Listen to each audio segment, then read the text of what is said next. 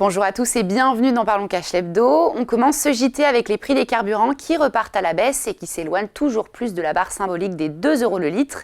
Et oui, selon les données publiées par le ministère de la Transition écologique le 13 novembre, le prix du gasoil a diminué de 3,9 centimes au cours de la semaine du 3 au 10 novembre pour atteindre 1,80 € le litre. Même constat pour l'essence, dont le prix avait connu une hausse entre le 27 octobre et le 3 novembre. Son prix a lui aussi reculé la semaine dernière pour atteindre 1,81 € le litre pour le samplon 95E10, soit une baisse de 2,2 centimes.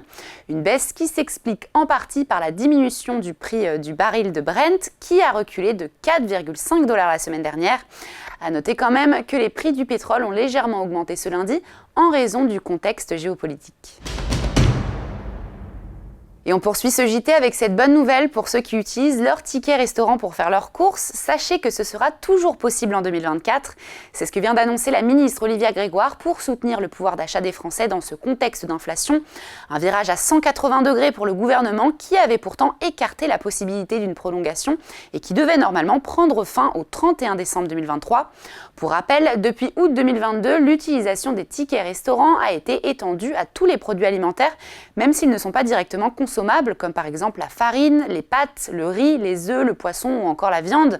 Un soulagement donc pour des millions de consommateurs, mais pas pour les restaurateurs qui s'y opposent formellement, dénonçant un manque à gagner énorme pour le secteur, même si cette prolongation reste temporaire.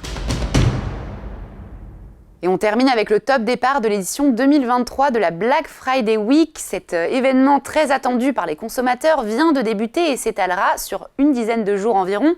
L'occasion, comme chaque année, de profiter d'importantes promotions pour se faire plaisir, mais aussi pour préparer les achats de Noël. En 2022, le Black Friday avait généré un chiffre d'affaires de 802 millions d'euros, soit plus du double des ventes d'une semaine normale.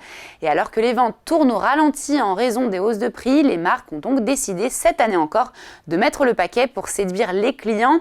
Officiellement lancées la semaine du 20 novembre, les promotions ont donc déjà débuté dans de nombreuses enseignes dès le 14 novembre, à l'image de Boulanger, suivi par Cdiscount, Fnac Darty, Amazon ou encore King Jouet le 17 novembre. Le Black Friday, qui est supposé durer 24 heures, prendra officiellement fin le vendredi 24 novembre.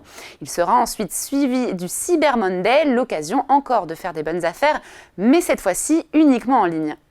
Et voilà, Parlons Cash l'Hebdo, c'est fini. On se retrouve la semaine prochaine sur Boursorama.